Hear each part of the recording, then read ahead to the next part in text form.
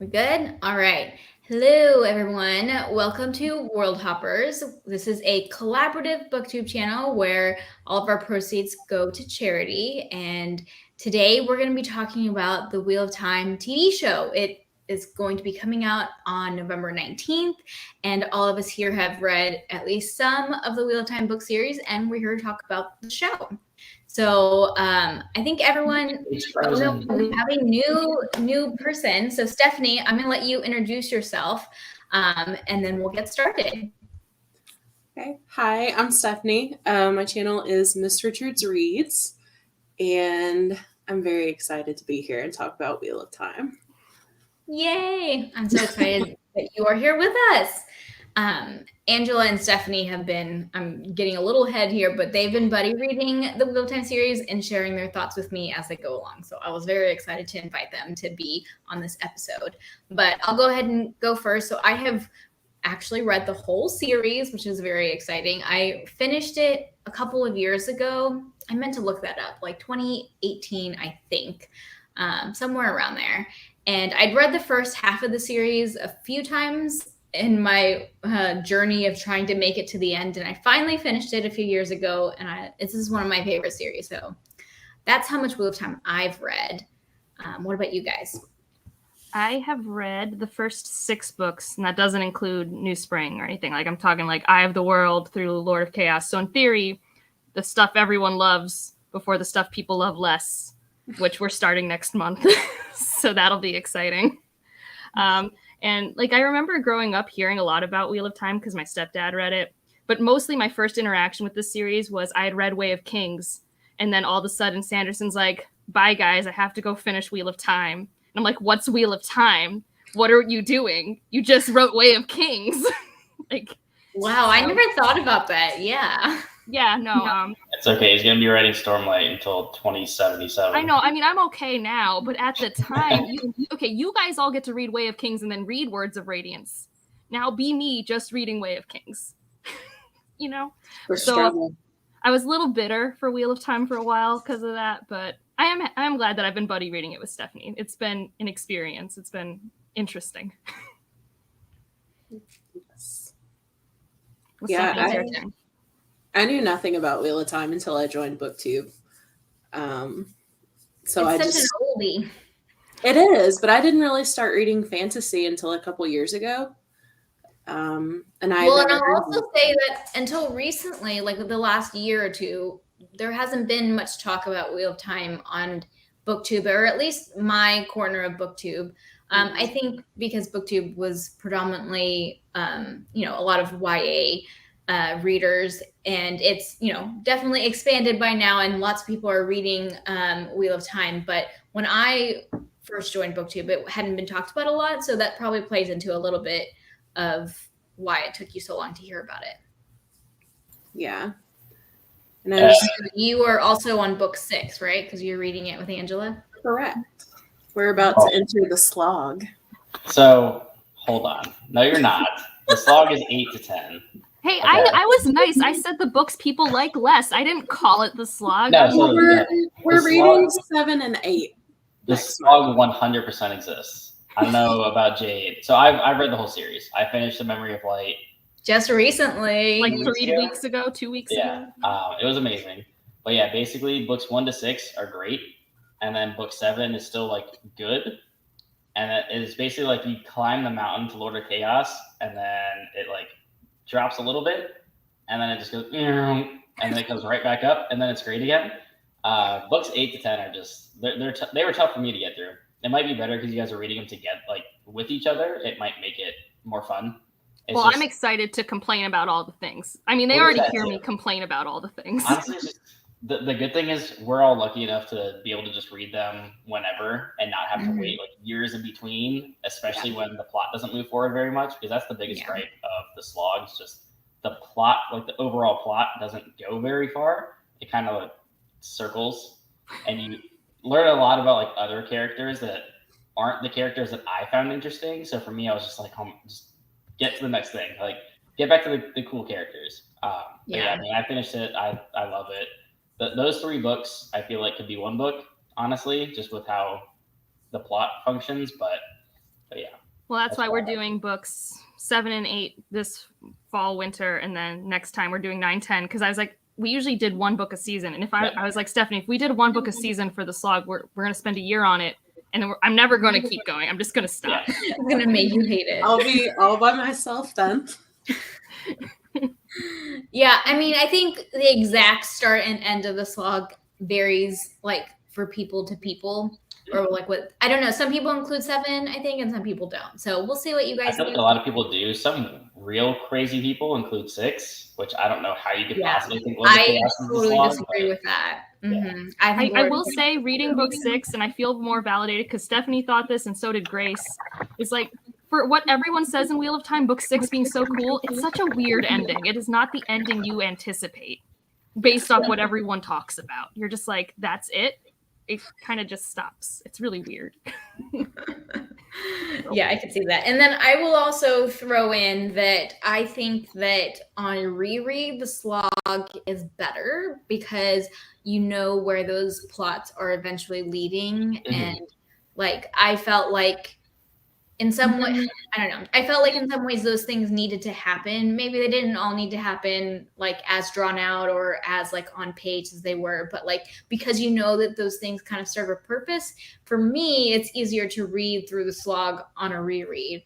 I know that there's definitely people in the community who don't agree, who like feel differently about the slog and say it always sucks or whatever, but it was a little easier for me on reread. But also, how do you tell people that, like, oh, I know it sucks the first time, but the next time you read this 14 book series, it'll be better. Like, not You hear that everybody a lot, wants to though. reread I mean, it. Wheel of Time and Malazan, you hear that a lot of like, you're not going to get the full grasp until you read the entire thing again. Like, Yeah. I mean, hate telling people that. Yeah, I don't know. I mean, it's one of those things where I could see if you love it enough, though, it's like so fun. Because I say this as someone who's read Way of Kings 4 times. Like, I get how people have read these things multiple times, and like Stormlight Archive is going to be a 10-book series with like feature-length novellas that are basically book length, and I'm going to have read most of it like 5 or 7 times by the end of it. So I get it. I mean, it's definitely one of those series. Like, there is enough in there that I could definitely see every time you reread, you're going naturally. There's so much there, and there's thousands of characters that are named and like have plots. Mhm. And even if you go for like, if you look up, don't do this while you're reading it, but afterwards, if you look up any of like the wiki sites or stuff that like break down the amount of POVs, in some books it'll be like there's like 45 main POVs and like 300 unique POVs. And then it'll be like there's actually 1,000 POVs if you just count like individual sentences. I'm just like, there's so many characters. And there's definitely stuff that you'll miss that whenever you review a book, people are like, well, you missed this and this and this. And I'm like, I had no idea that person even existed in that book. So there's a lot that you could definitely find. And there are definitely people in the community who like have studied it and like know it so well. I always get so self-conscious when I make Wheel of Time videos. So I'm like, I know someone's going to call me out on something that I missed or said wrong. But like, I didn't get a PhD in Wheel of Time. Sorry. I just love it. I love it, but I don't love it that much. You just chose to enjoy it for pleasure, not have a whole PhD on it. That seems reasonable. Exactly. Yeah. Well, I am going to read it again. So I'm very excited to see what I pick up on. And I don't know, there's like podcasts and stuff that go like chapter by chapter.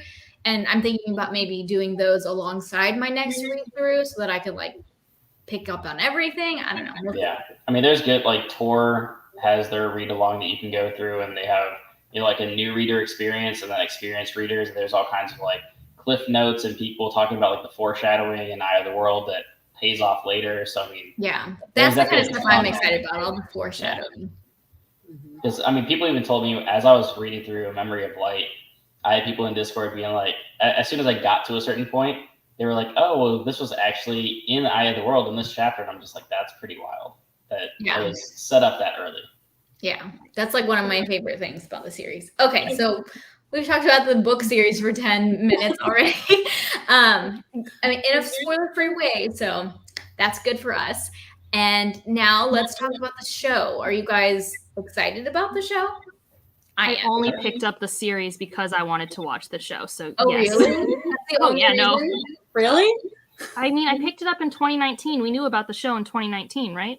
Yeah, Like, they that's started about when. filming in 2019. Yeah. Yeah, it's when Yeah, I picked it up fall of 2019, partially because my friends in college who we read a bunch of fantasy books together loved it. I'm like, fine, there's a show. I'll pick it up. I will journey down this path for the next 5 years of my life. I had no aspirations of reading a book a month. I know some people do that. I knew that was never in the cards It's for roughly me. what I did. No. Well, But even when you read one book a month, it takes over a year to read it. Yeah, no. I mean, if I had loved the writing style enough, I could have, but it's not like my favorite execution of fantasy, which is, just subjective. But also, it does have enough magic for me in terms of my fantasy taste. I just want to see that. I want to see all the magic. And the trailer has me excited because it looks very pretty, and I just want to see it all. And I know some people are like, it looks too campy, but it's like, I love campy fantasy. I grew up with Xena Warrior Princess. I just want that all the time. I actually don't think it looks campy. I don't either.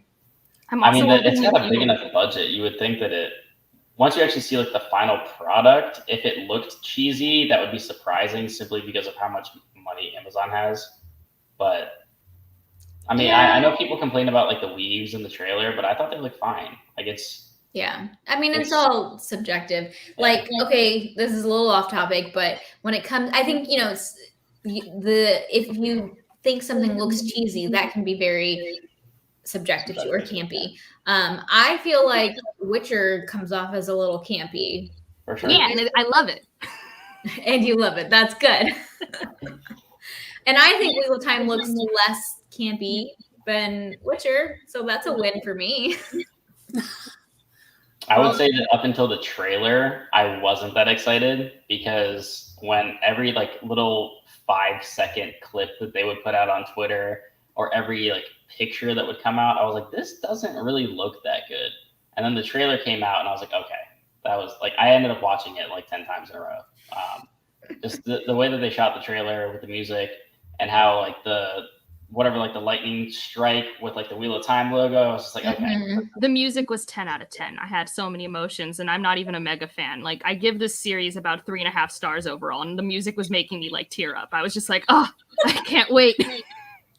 Yeah, I definitely teared up. For me, it's a series that I've been wanting to see on the big screen, like on a screen, since I was like 14. So like, it's just like a dream come true. And I've said this to Alex many times, like they basically, like if you're coming for a critical review or like someone looking at it with a critical eye, I am not that person. Like they can do no wrong. The other day, Alex and a few other people were saying that the white cloaks, like they didn't like the white cloak costumes. And I sent some gif and I was like, la la la, I'm not listening. Like it's gonna be fantastic. I'm not saying the show will be bad, but those outfits make no sense. They're just robes. They're wearing big white robes and they have a shoulder pad. I feel but you, they're Jade. white cloaks. I don't know. I was one of the few people who like saw outfits. I was one of the few people who saw like the first poster, and I was confused and wasn't sure if people were actually joking about thinking it was bad. I'm like, it's a poster. It says Wheel of Time. I see the bad guys. I see the good guys. I know what's happening.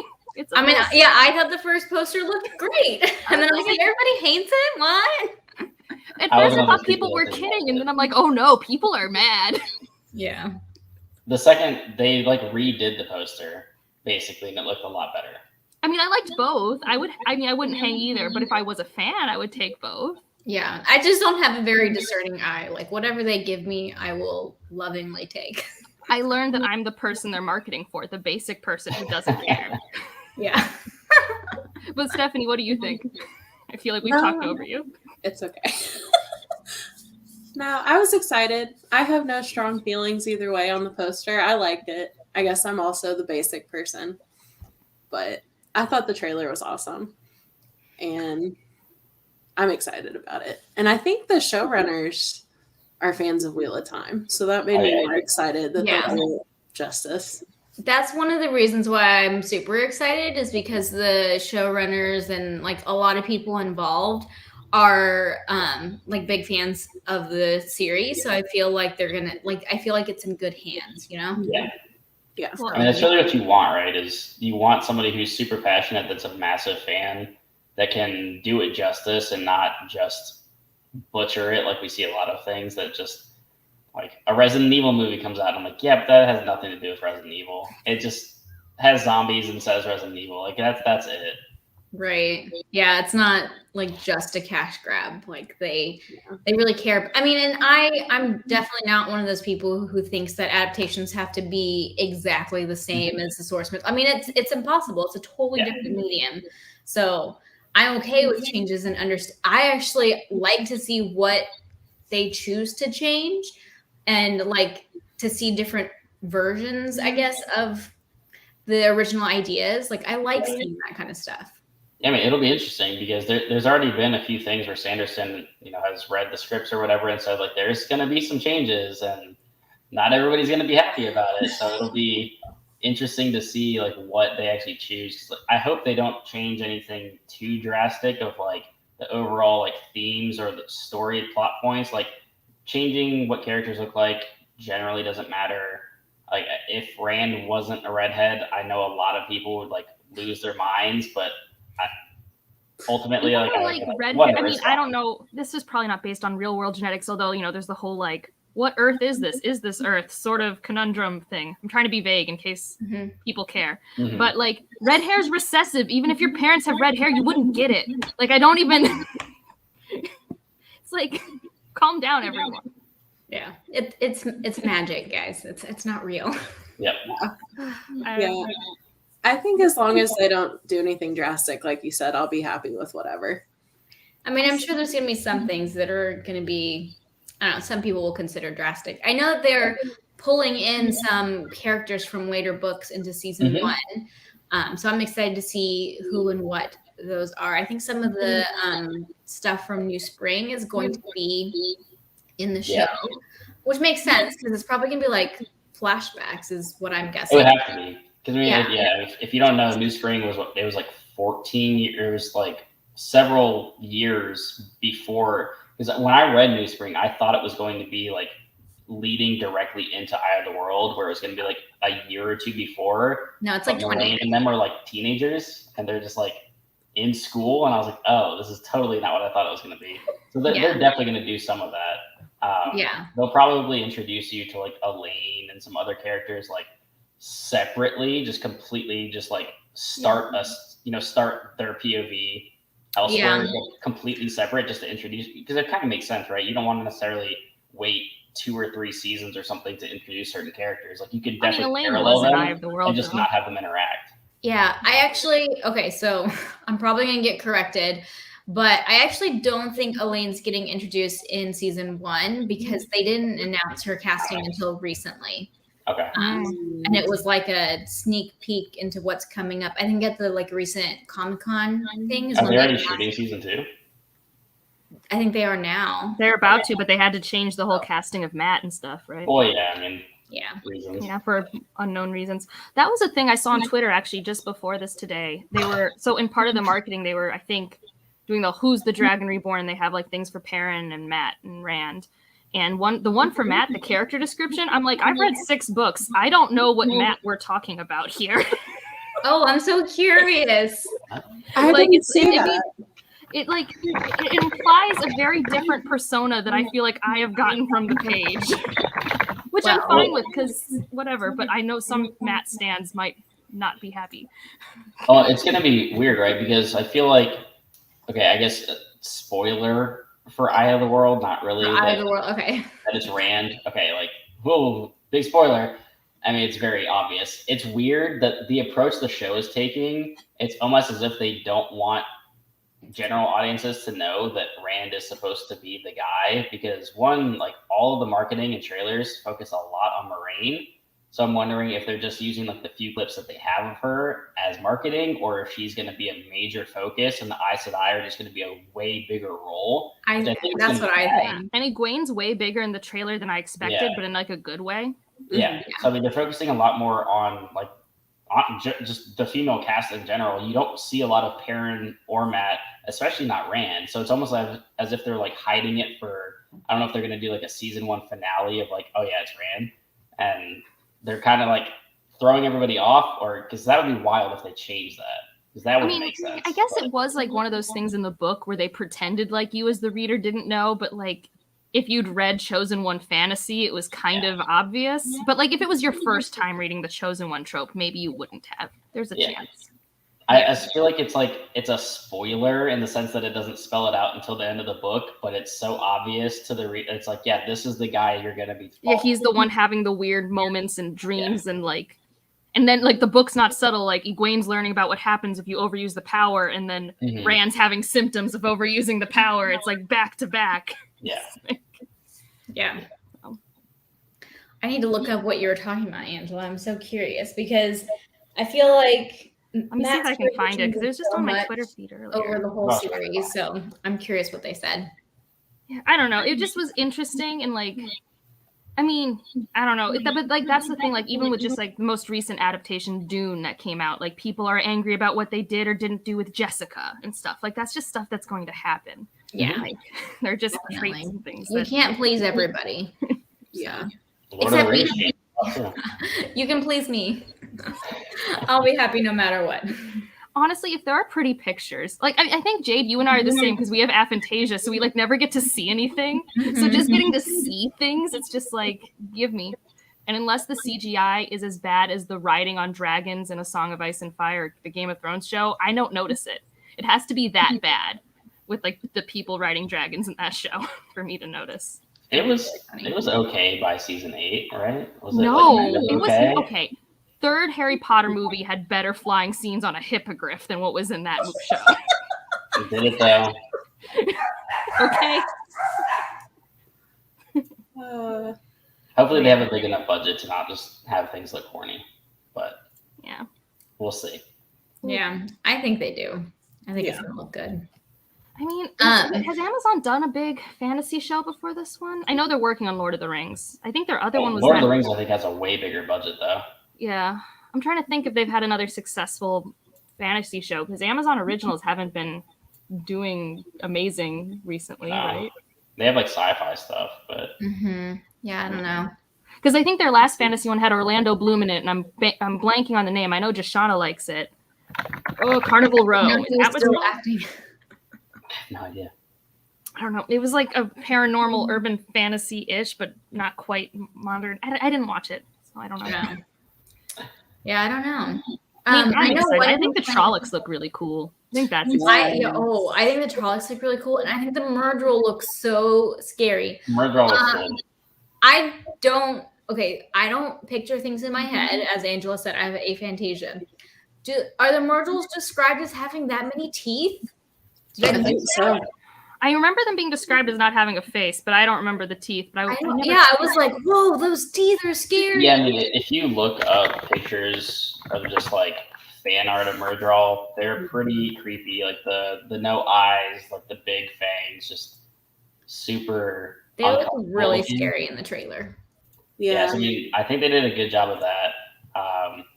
It'll be interesting to see, because since Fades, like their capes and stuff don't move, like that'll be kind of unsettling to see if he's like walking into town and like his outfit's not moving. Like that's just gonna look really creepy. So hopefully it doesn't look bad, but that could be super unsettling just to see this. He's already gross looking and terrifying. But to see him walk in and like have his cloak not waving in the wind, like that's gonna look really cool. That's just reminding me of like the opening of Eye of the World. It's like so nostalgic. I love that opening. I think Eye of the World of the first 6 books is the one that holds up the best for me. I don't know why. Really? Because I remember it more fondly. Like I actually really liked a lot of the journeying that Matt and Rand went on together. Yeah. Like a lot of there were more quiet moments in that book than other ones that let me like be like, oh, you guys actually are friends. I can sort of see that. And then I think so many people say that Eye of the World is like really boring, but I really like it. I didn't think it was boring. It's just tropey, but I liked it. Yeah. Yeah, I think I identified with like the Lord of the Rings similarity, and that's what kept me in like a good way. Yeah, because for a lot of people, they're like they don't like that, but I like it. I loved it, and that's what kept me going. Yeah. And for me, The Great Hunt's probably my least favorite right now. Even though the ending of The Great Hunt's really cool, but until you get to the ending, I'm just like, oh my gosh, there's a lot of traveling. Well, and then we just redo the whole plot arc in the first one of Matt being a dummy, and I'm just like, oh my god. I mean, Dragon Reborn kind of does. The first 3 books are very formulaic. They follow like the same beats. Yeah. Dragon Reborn was my worst for the first 3, actually. Which is why people say you should read the first 4 before deciding to quit the series. Yeah, but that is also something I hate telling people. Like, you can't tell people you have to read 4,000-page books before you decide. Stephanie and I really like Dragon Reborn, but that's mainly because Rand is not a main player in that book. Yeah, he was very absent. Spoiler, he's barely in the book. And our favorite character was a main player. Yeah. It was great. Except, like you said, the endings are always very formulaic, and we were kind of annoyed at the ending of Dragon Reborn. Because, I mean, the book 4 kind of turns that on its head. I mean, the first 3 books is basically like the same story beats, and then Rand fights bad guy at the end and wins, but he's not actually winning. It's like, okay, and then they do it again, and then he like wins again, and then it's like, just kidding, he didn't actually win. It's like, okay. And you do it again, it's like, come on. Like, let's do something else. And then Shadow Rising like completely changes the game, honestly. There's a lot that happens in that book. I love but that was the book. Shadow Rising was the book that made me realize, oh, if I'm going to keep doing this, I'm doing audiobooks now. I can't keep reading these with my eyes. Can't do it.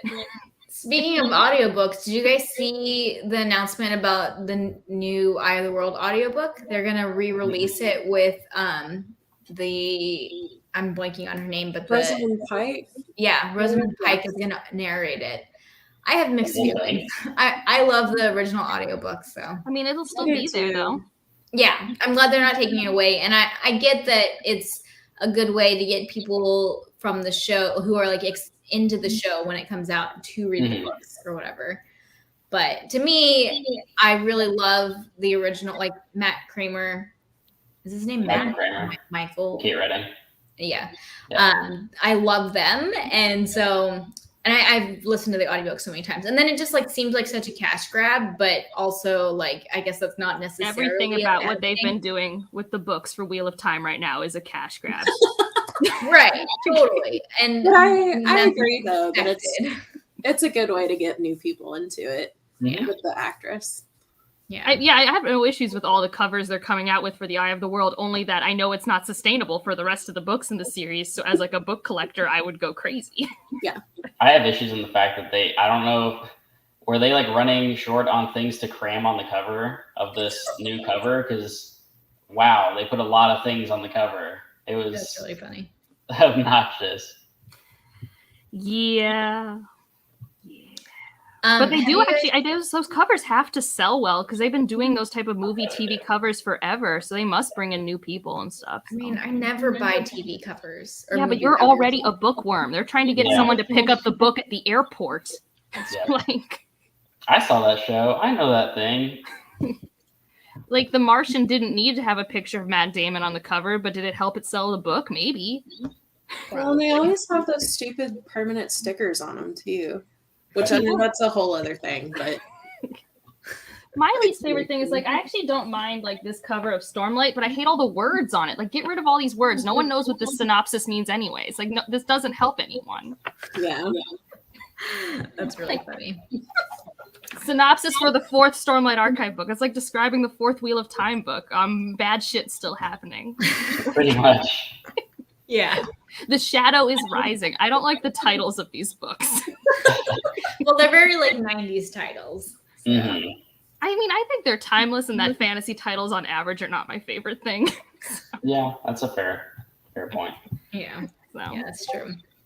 I know that like one complaint I'd heard about the trailer, like I thought the trailer was fantastic. And I know a lot of people really liked it, but I think some people were upset that the trailer, that like you couldn't tell what the story was going to be about from the trailer. But I think that's like common in a lot of trailers. Like a lot of times I watch trailers and I don't know what's going to happen.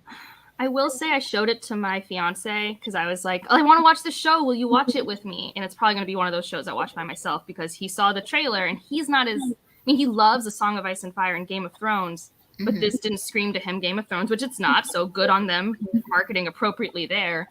But like, he didn't know what was happening or why he should care. Yeah. My husband did the same thing. Yeah, I showed it to my friends and they had the same reaction. Yeah, I feel like the trailer was more for people who are already fans, I guess. Yeah. I showed my wife though, and I was like, "You want to watch?" She's like, "Yeah, it looks cool." Like, cool. Yeah, nice. You got a winner. I mean, that would have worked for me too. I mean, like, I think that's what happened with the Witcher trailer. So I read the whole Witcher series because I watched the Witcher trailer, and I'm like, oh, this is cool. He's hot. I want to read the books now. And then I watched the show. Henry Cavill is indeed attractive. That is a big. And he built a computer. Yeah, which is pretty cool. He's got a little nerd in him.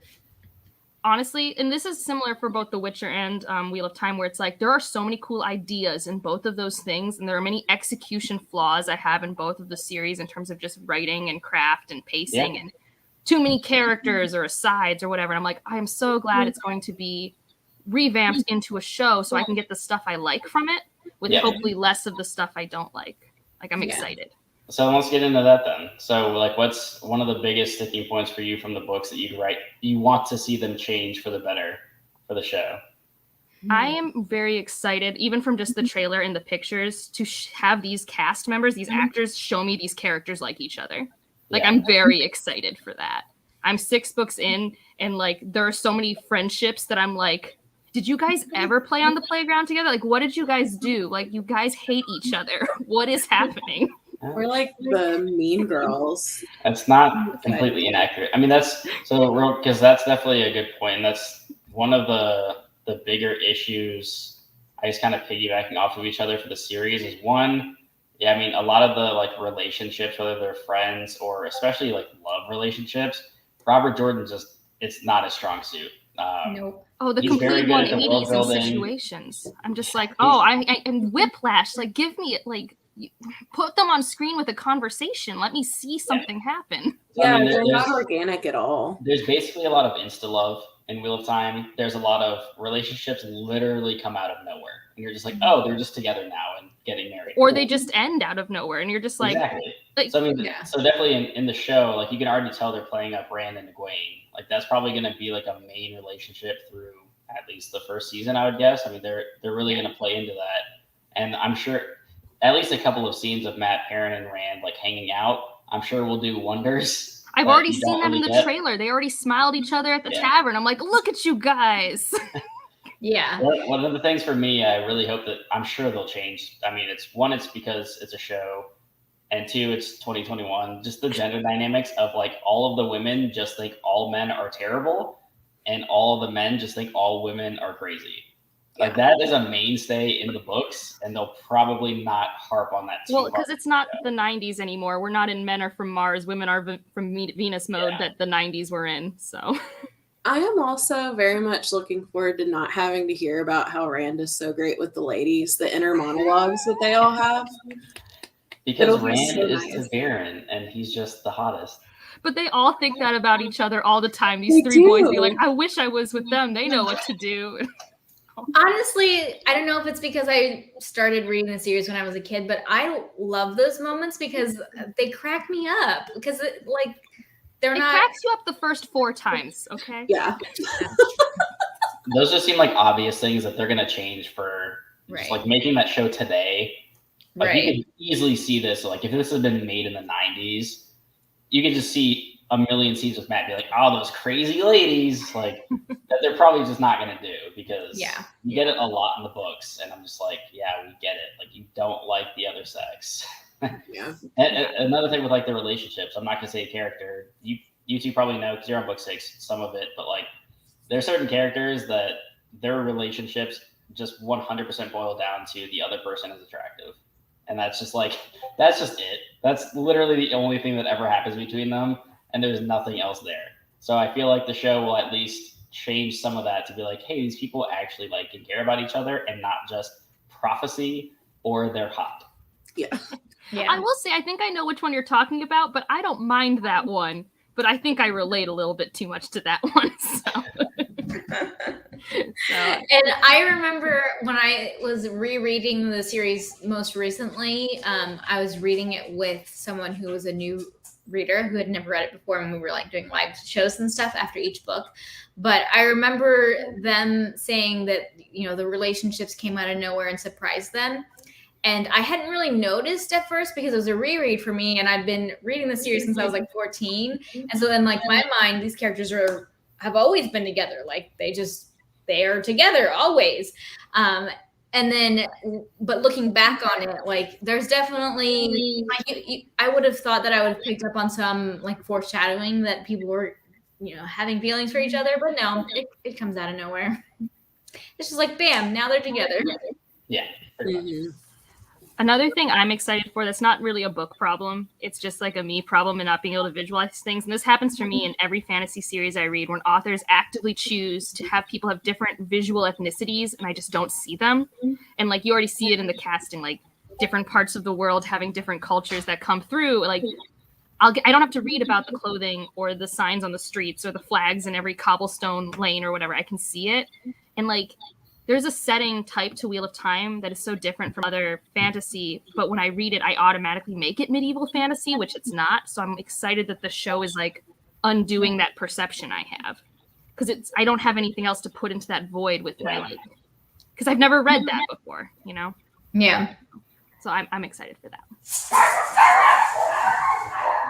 They have very strong opinions. Exactly. do. I feel like that's not uncommon though, because it's like I'll constantly forget what age Wheel of Time is supposed to be in, and because most fantasy is just like medieval-ish, it's kind of like you just fall back on that because that's what everything else is, unless you're reading something like Stormlight. But still, even that is like they probably live in a lot of huts and palaces, and there's just super cool magic. But it's like Wheel of Time has a lot of that too. But like some of the trailer even looks like they're in like huts and villages and it's muddy and like it kind of looks medieval. So we'll see how much they actually advance it, because it's not supposed to be completely medieval. But Yeah. I think it really depends what part of the world you're in and what they show. Like Tar Valen's gonna look super cool because that's Yes. most I'm so certainly not excited. medieval. But That's another thing the books do like in an interesting way. I'm not going to say bad, but that I don't love that the books do are like the political intrigue and like the bigger story intrigue that like you just get seeds of throughout books that don't like conclude at any one point. I think the show's going to do a better job of like within a season doing like an arc of things. yeah, And I'm just really excited about that. I think so too. they'll probably have to. I mean, because you have to streamline certain things. You don't have the page count to meander or really stretch things out, or like there's certain things that you could dribble in. Like if you know you're gonna have 10 seasons, or just for an example, there's probably certain things that you could be like, all right, I'm gonna sprinkle this in for like 6 seasons and then it's gonna pay off. But if you don't know that you have that much time, like you're gonna have to condense some things and just Right. like get a little bit more direct and to the point, because there's a lot of things that I think Robert Jordan had so many things happening in these books that it's like you probably just forget some of them sometimes, and just like you're not going to complete every plot thread because it's impossible. And like that's probably what like George R. R. Martin's struggling with A Song of Ice and Fire, is he got so much going on that he's probably just like, how do I even finish this now? How do I bring the people back? Yeah. How many seasons do you either think it's going to be or want it to be? Well, okay, do we want to see the entirety of Wheel of Time adapted, as far as like all the way up into the last battle? You could probably cut, if you want to go the route of like, well, hold on, how many episodes? Do we know how many episodes there are in the first I don't season? even know if it's going to be. I mean, I'm going to guess they're going to go the normal mini series route of at least 8, less than 12, but like an hour or so in each. An hour-ish long. It depends. I think it's going to be like, because we don't have the constraints of the 45-minute runtime, right? Like, so they're gonna, if an episode needs, it's HBO style, right? I think they're going to follow that. I would say if it's 8 to 10 episodes a season and they're all about an hour long, you could probably, until the like slog-ish books, because you could probably put that into like a season or like a season and a half. You could probably do it in 10, just because you're putting it on TV, so you don't have to have like the descriptions, and they're going to cut probably like 2,000 characters. It's not going to get 10 though. A Song of Ice and Fire didn't even get 10. Yeah, it's not going to get 10. Yeah, so George wanted like 13 or 14 though.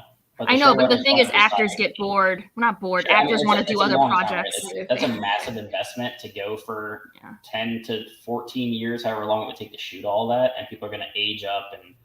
I mean, they're already aging up, so that might not be a huge issue. But I think like 8 to 10 seasons, and you could probably shorten a lot of things. And they're going to have to cut most of the characters from the books, because you can't possibly have enough episodes, unless you're Grey's Anatomy and you have 550 episodes. You're not going to I'm trying introduce to all think these of some of characters. the more popular TV shows, and I think it's a stretch that it'll actually make it to 7 or 8 seasons. Not that I don't want it to be more. I'm talking realistic. I hope they It's have too a much of an plan. investment. How for how many to end seasons it. was Game of Thrones? 8. It was 8, but the last 2 were 13 episodes total. Yeah, so it was really only like 7 seasons in terms of episodes. And that one ended because the directors were wanting to go out, and a lot of the actors wanted to do other projects. Right. Yeah, I think that's a lot of times what people in movies run into.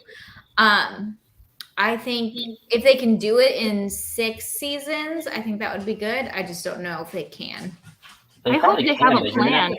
You'd have to cut a lot of stuff. Yeah, but there's a lot of stuff that's not necessarily like integral to the finale. Sure.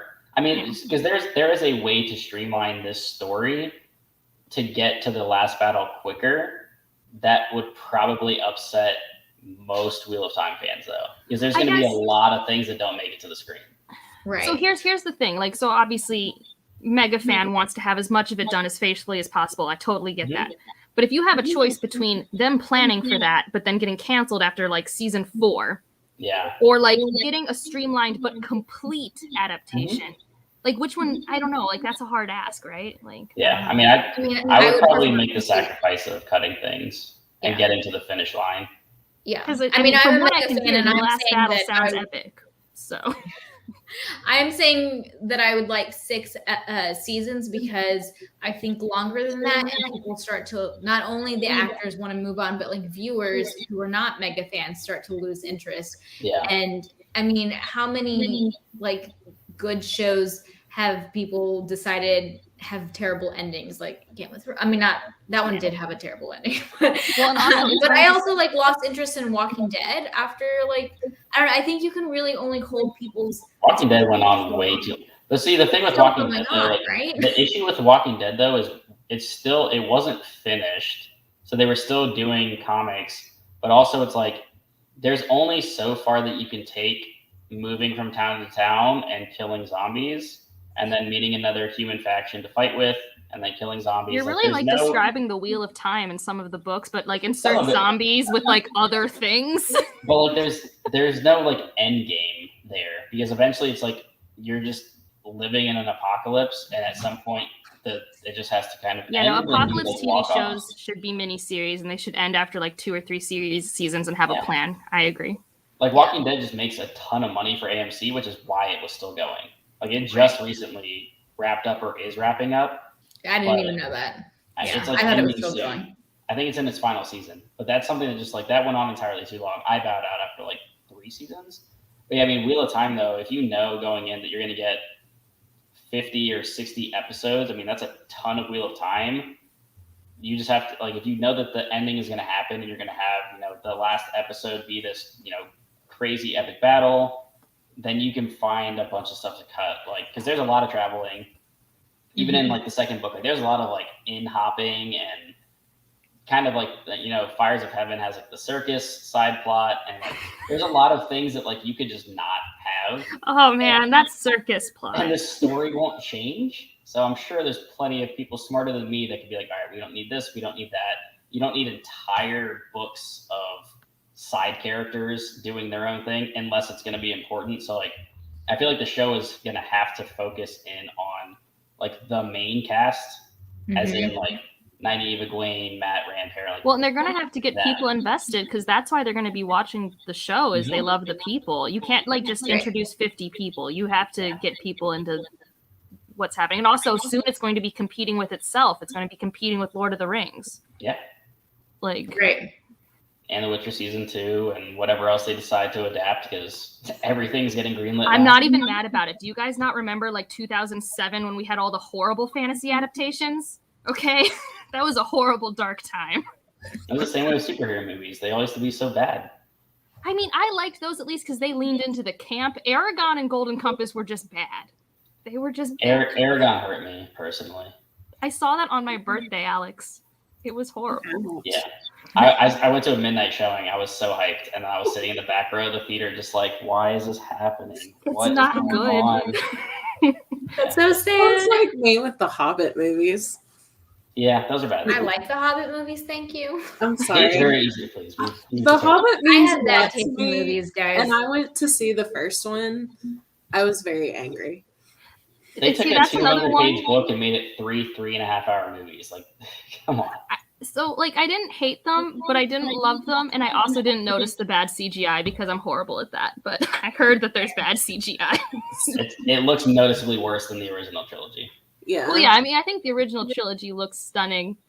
I think I wish I had ever. So I've never seen a theatrical cut of the original trilogy. My friends have always made me watch either.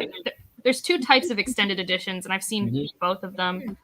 So I don't know what is in the original theatrical cut, but I wish I had seen it because I just want to know what was. It's honestly kind of like if you go back and watch them, it's kind of noticeable. Like if the extended edition, like all the extra scenes kind of like feel like extra scenes. It doesn't like it. Honestly, it's a better cut in the sense that like it adapts more of the books, but it doesn't. I don't even think it flows as well because like extra scenes go on a lot longer.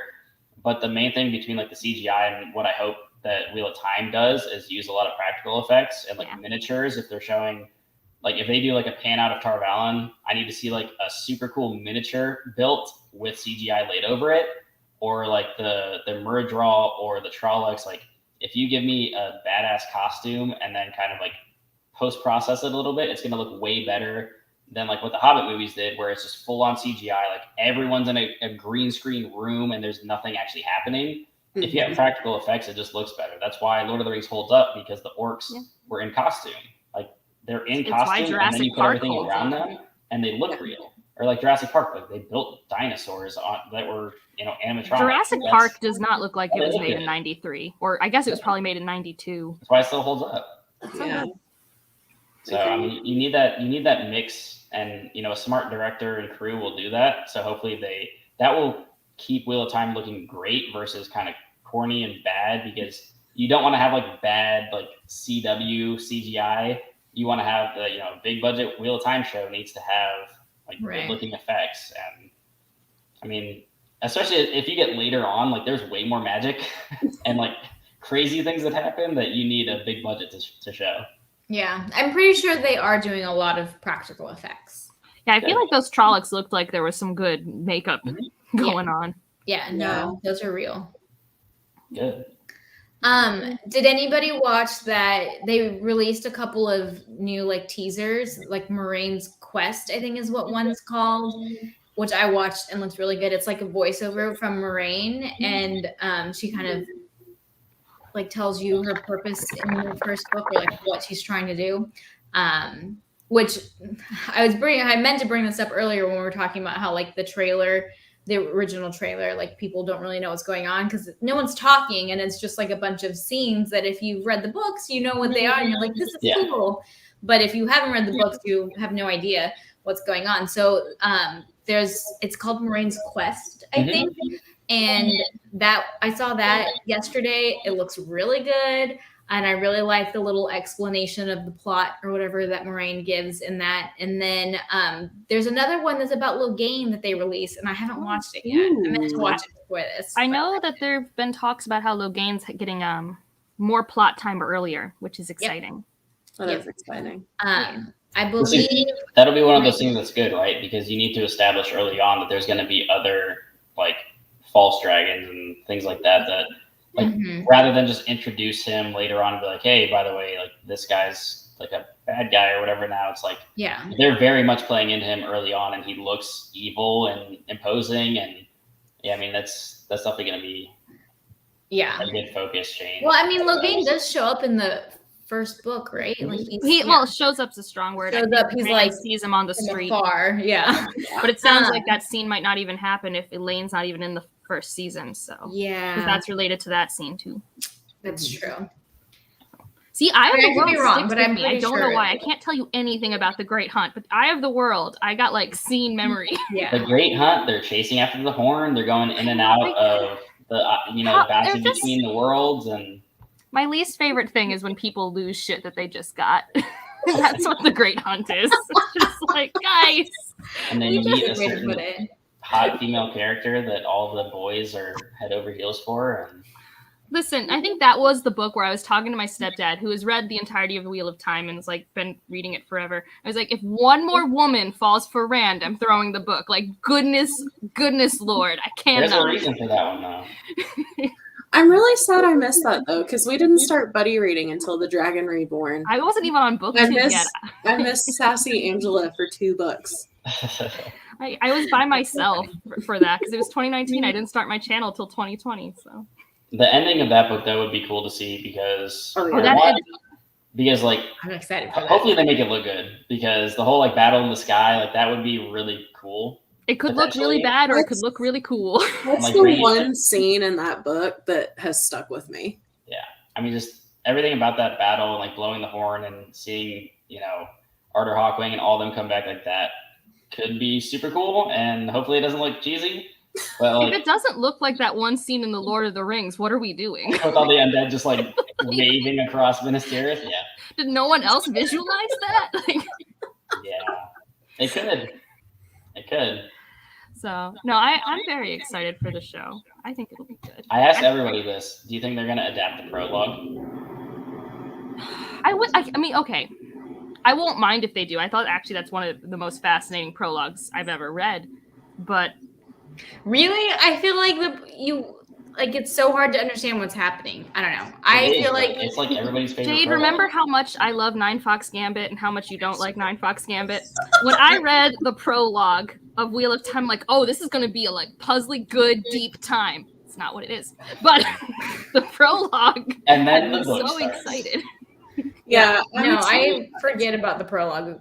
I mean, it's just so out of place. Like it doesn't have anything to do But with It is, but it pulls you in. There's raises just the so stakes. much You're good like, stuff. It's like the prologue to Stormlight Archive, okay? Where like the prologue, like the first page you read, where like this is completely out of context, but like I must know more. Yeah.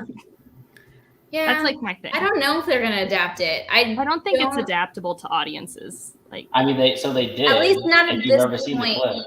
Have you guys ever seen the clip from the like really we bad don't Wheel talk of Time about that. pilot? That didn't happen. It's terrible. It's bad. It's terrible. Yeah. But I think that maybe it gets adapted later on when we know more about Luce there. As like a vision. Oh, I think it's definitely gonna. Well, once we get to book 5 with Rand, there's stuff that happens. I assume it'll be associated with whatever that stuff decides to be on screen. As he starts to lose his mind a little bit and starts. Yeah, like he starts having internal monologue conversations. I assume it would be around when that happens. Yeah. Maybe. I don't think that's a spoiler. If you use the power as a dude, you go a little crazy. That's like the prologue tells you that in Eye of the World. There's 14 books. It's bound to happen at some point. Yeah. Honestly, that's the most intriguing part to me. And I was so sad because book 3 makes you think it's going to happen way sooner, and then it doesn't. But book 3, you're like, what is happening? Something the show probably won't do is remind you every single time that you read it what the magic is and who can use it. Yes. It'll probably explain Sidar and Sidene one time. I mean, how many Forsaken do you think we're going to get? Because I don't think we're going to get all of them. Yeah, that's something I've been thinking about too. Dude, I mean, I have reread the first half of the series many times, and I would like get all of them confused. I think I know that they don't always have the same name either. What? Like, people One of change my names all biggest the pet time. peeves is when you give the same character like 5 names. Like, and then of course Robert Jordan has to give everyone the same letter names. Because Galad and what is his other name? Gawain or whatever his name. There's Gawain, Galad. Yeah. Galad's the hot one. That's the only thing I know. Galad's the hot one. They're all hot. That's all you need to know. But that's the one that every woman's always, when they think of Galad, they're like, oh, look at him. He's so pretty. That's what they all think. Yeah. The other one's just like, oh, he's the swordsman, like cousin brother, helps Elaine. Isn't he sweet? Yeah. So, that's how I keep track of them. Galad's also makes questionable moral judgments. Also not uncommon for characters in Wheel of Time. That's true. Very true. That's true. How many times do we think Nynaeve's going to pull her braid in the first season? I want to bet. I think it could be a drinking game. I don't know if they're going to do it. I'm curious if she's going to keep the 100% they're going to. it They won't be have as to. distracting, like, because you're not having to read it. You just like see it happen, and like some people might not even notice But it. you know the mega fans are going to be looking for it. They're gonna want it. The showrunners are probably gonna do it as like a hat. We did it again. Like, Yeah. they're definitely gonna. I do just it. wonder how you make that even look organic. Like, as someone who fusses with my hair as a I don't stress think you do. anxiety mechanism, not dissimilar to Nynaeve, I'm just like you don't pull on your hair. Like, that's not what you twist I it. think she's gonna be doing a lot of like these and like like. Yeah, you do this a nervous lot. kind of You like. twist a lot. Like, there's a lot of this. Yeah, but none of There's none. You tugging. don't do this. Watch her just be talking, just be like, stop. Like, if you are, so I have trichotillomania, so I do actually pull my hair sometimes. You don't pull all of it, you find a singular strand to pull. Like, I mean, not that I thought he did a lot of research for this mental health representation, but I'm just like, It's just so repetitive. well, isn't that the entirety of a lot of It is. most of the complaints in Wheel of Time? Like, if he It just did the is. gender thing once, he It's his wouldn't writing care. style. He repeats a lot of things. I mean, that's. But I think you could easily just make it like a tick that she has. I mean, Right. they're gonna include it because people are absolutely gonna look for it. Right. Like, there's not a single braid tuck. I bet they at least camera cut to it once. Like, Oh, yeah, specifically zoom in just once. like, we're doing the thing. Yeah. Well, and that's the thing about this being an adaptation. Like, the writing is repetitive, but when you transform it onto a visual medium, like things that are like, you don't have to read it over and over again. Like, you might see it over and over again, but you're not going to notice it every time, you know? Yeah. Yeah. No, it's great. Like, a picture has 1,000 words and I don't have to read them. Yeah. And so many people complain about how descriptive his descriptions are. And like, if you're looking at it, you don't have, like, it's not going to stick out to you and be annoying. It's just going to be really cool looking. So Yeah. Yeah, for sure. Ooh, do we think we're going to get, I don't know what season we're going to get them, because I don't think I've seen any trailers. The Damani people, right? The one was with the collars. When do we think we're getting them? They're so cool. The Shamsha? Yeah, they're terrifying, but I like them. I mean, well, how early were they introduced? I know they're at They were least in Great China. Hunt. They were end of the Great Yeah, Hunt. they Were they in Great Hunt? Okay. Well then, They're like the part I I like think at the end of the Great Hunt. season 2, probably then. yeah. And Well, I aren't you think guys saying that that- stuff from the first 3 books are in this first season? But I can see them doing like glimpses into other characters or like Yeah, prophecies it's just that you like don't meet until characters later. that show up. I think that it's really plot wise supposed. Because the If first people 3 want books, to the know only for new real, there characters are channels that have talked about what we know and stuff. I'm not that educated on it, but what I believe is that it's supposed to be like the first 1.5 books plot wise, or like a little bit into book 2 plot wise, but still pulling from like characters into the first season from book 3. That's my I mean, understanding. I think the first season is going to focus similar to how Out of the World ended, where it's going to have some kind of like false Dark One defeat, and then you learn that like, oh, it's actually not that easy. Because introducing the Shan-Chan would be pretty early because you have to like establish the characters. Yeah. They're probably going to spend a couple episodes in Emmons Field, at least like 1 or 2, to like establish everybody and like Moraine showing up. And I think it actually might only be half an episode. I'm not positive. you think I the could Chalk be Attack wrong. is going to be episode 1? I mean, that's how fast the book jumps you in. Mhm. I know, but I think feel it's like the going to show is be gonna- episode 1, I feel and like the show then will episode elaborate. 1 will end with them like wanting to leave. That's I'm not super positive. quick, It's though. just conjecture. Isn't that a little fast? Not even I an feel like hour-long that's fast. episode, 30 Attention minutes. span, Like, so. that's a sitcom. I feel like that's fast. Yeah, You have to but introduce a lot of You characters. got to hook people, you know? yeah, I think if you want the non-mega fans, I think it would keep them more interested. And we might still get flashbacks to Edmonds Field when they're thinking Yeah. about like better times as they're Yeah. on the road. I mean, you got to Well, hook they- people. they Game like of Thrones, the end of parents and episode stuff, 1, definitely hooked me. So That's what to say, yeah. yeah, like But, like if you think about the cast, like they actually have like actors and actresses for like Rand's parents and Matt's parents, and like I feel like they cast a lot of the town.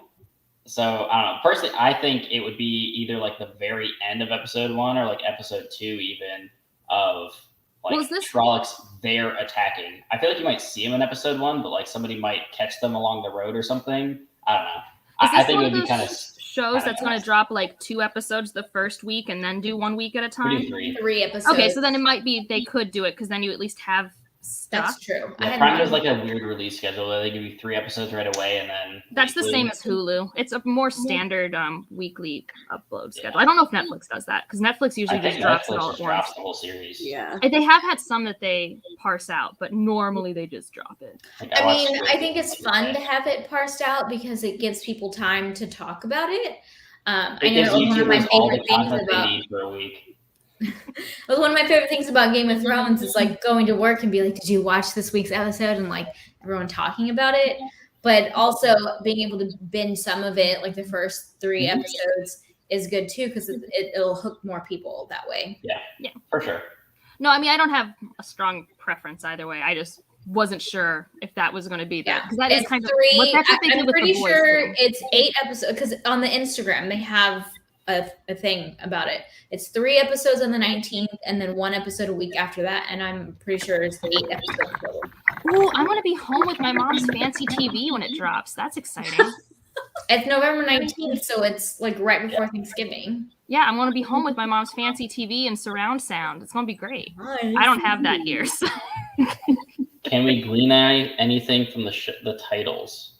What are the I've only titles, seen I guess? 6 episodes. Okay, 6 episodes? Really? Are you on IMDb?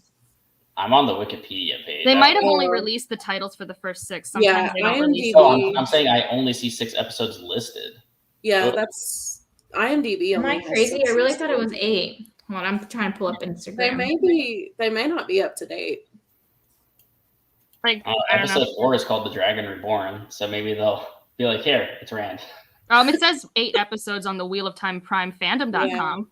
Well, that's probably more accurate than the Wikipedia page, so. Yeah. First That's episode's called Leave better. Taking, so I feel like they're leaving in the first episode. Yeah.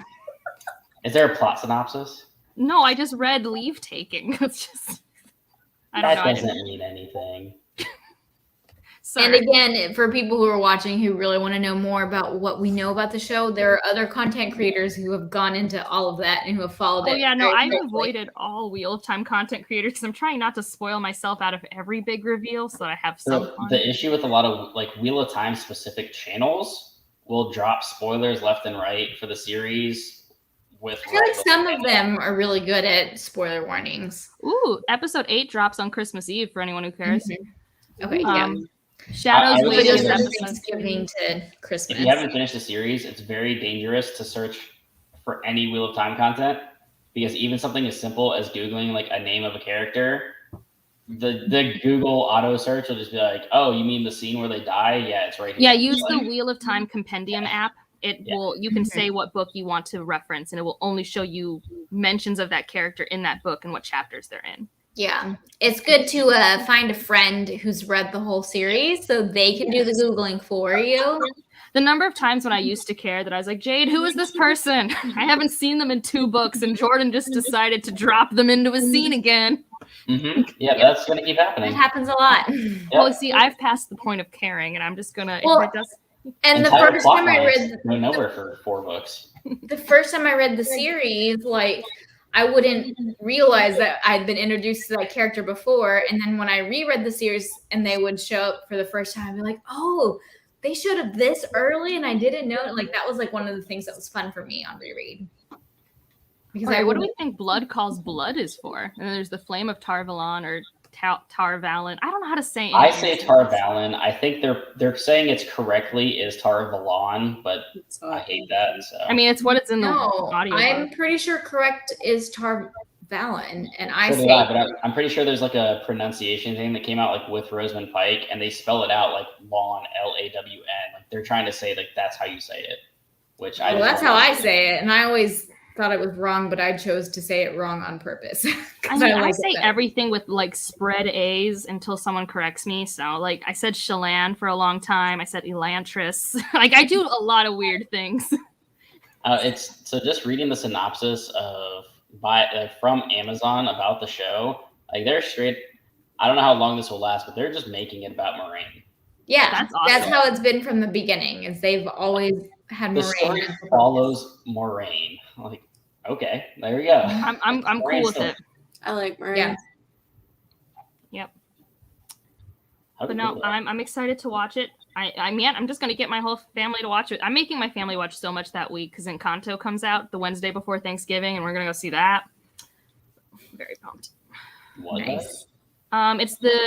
It's the Disney animated movie that's a Colombian fantasy family called Encanto, and I'm gonna go see it. Well, I mean, maybe I can't get them to go to the theater, but I can make them buy it on Disney Plus. So I'll do that. I mean, I prefer watching things from the comfort of my couch anyway, so. Yeah. Well, they have a nice TV, so it's fine for them. We just, like, I could not see Dune on the TV in my apartment here. I had to go. And I live in Massachusetts where vaccination rates are okay, so. Yeah. I went to see it. I mean, certain things you just have to see on the big screen. That was one of them. Well, what do you consider to be a big screen? Like 70, theaters. 75 inches? I mean, Alex says he has a 70-inch in his Dune movie review, so I think he means I have a nice movie flat theater. screen and surround sound, and I would not. That was not my first viewing. My first viewing was on basically an IMAX because that was like you need the screen to just like consume you and see that because it's very big. My 70-inch is good enough for me. It is now after the fact. No, we watched it on release night on our 70-inch. I don't know if it's surround sound. We have a sound bar. No, it is kind of, it's not like behind us, but there's we had speakers put in the house. That's why I said that. But like when I first saw all the Lord of the Rings movies, like that 100% in theaters on big screens, like big epic. Well, that was a long time ago. Stuff you gotta see on a big screen. When the scope of the thing matters, I love seeing it in theaters. Like, I mean, that's partially why I still go see theaters for action movies, just because like it's a spectacle. I want the spectacle to be as big as possible. Like, I don't think Wheel of Time is obviously it's not in theaters, it's a show, but like aside, like if you're in Emmons Field, like you probably don't need to be on a gigantic theater experience for that because it's a town and it's probably gonna be a lot of like close-up shots. Maybe if they do like big sweeping landscape shots of like Tarvalon and those surrounding areas, that would look cool on a big screen. So maybe, but I'm hoping they don't fall into the Game of Thrones trap of accidentally making the lighting horrible for certain scenes that are at night. Like, it didn't affect me when I watched it, but there are some scenes that people complain about all the time on the internet. It's like, I can't see what's happening. Like, so I'm hoping they don't go too artsy on that and actually like make it something you can see. And I hope they sound balance for TVs that live in your living room. Like, those are all good points. I mean, I don't know if they will because apparently this is not standard practice ever. I don't understand. It's very hard to sound balance apparently. I don't think it is. I just think they're lazy. We all make YouTube No, videos. I'm It's making not a that joke, hard. but like apparently no one else does it. He's being sarcastic. Okay. Yeah. That makes sense. Like, I know how to increase the gain. About 95% of the time. It's not that hard. But that's what I'm hoping, because there's going to be epic music. We all heard it. It sounded very pretty. Yeah. I mean, not necessarily in the show though, because shows and trailers usually have very different music. There was a lot of like epic sounding, like upbeat music in the Dune trailers, especially like when they're showing whatever fight scenes are happening. Well, yeah, but I knew the Dune trailer was a lie. I knew the Dune trailer was marketing. Other people didn't, but I knew. I read the book. I also knew the director. If you know that director and you read the book, you should have expected Blade Runner 2049, not Star Wars. Like, definitely. All right, guys. I think we should call it. That was fun chatting about the show. I'm so excited. And like I said, they can do no wrong by me. I'm going to love it no matter what. But we can talk more about it after it comes out. I'm pumped. Yeah, I mean, I'm definitely excited. I've said it before. Like, I went from not being that excited to very excited after seeing the trailer because it actually looked a lot more like Wheel of Time than just, I mean, there's only so much you can do from people snapping pictures of a person in the woods. Like, honestly, that teaser campaign, I wasn't even one of the fans who was desperately wanting the trailer. Like, I was excited, but if I was a fan, like, you guys were so patient. I was just like, God damn it, stop showing me a button. Like, move on. I know. Like, I wanted the whole thing. Like, I was just like, this is cruel. Like, you know they'll eat anything up that you give them. Just give them what they deserve. It's just, I mean, by the time the trailer came out, like, certain Wheel of Time channels that, I mean, they're dedicated to Wheel of Time. You show them a 5-second clip, they're having an 8-hour podcast about it. So I mean, people will talk about it. No, I know, and they knew that. It was just such a cruel, manipulative ploy.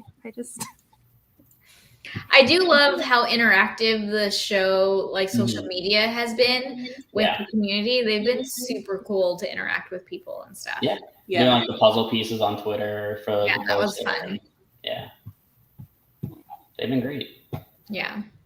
Anyways, November 19th. I'm so excited. It's like going to make my whole holiday season because it goes from like November to December. So, man, I have that. I have the Hawkeye thing. I love Hawkeye, and that's a Christmas show, so I'm excited. Sorry, I know we're not here for Marvel. I actually don't like Christmas at all, so this is like going to make my holiday so fun. So now we just found out that Jade is actually the Grinch. Yeah, I already knew that. I just forgot. We did know that already. Yeah, I hate Christmas, but this year I'm getting Wheel of Time TV show, so maybe I'll like Christmas a little bit. I mean, I'm not here to tell you what to think. It's just normally it's the time of year where they don't care if I work, and bare minimum that makes that time of year okay. I do like not having to work. It's fun. All right, guys. Thanks everyone who has been watching, and I hope you guys are just as excited about the show as we are. And we'll see you next time on another episode of World Toppers. Bye. Sorry if you stayed long enough to hear her bash Christmas. Right. Okay, ending broadcast.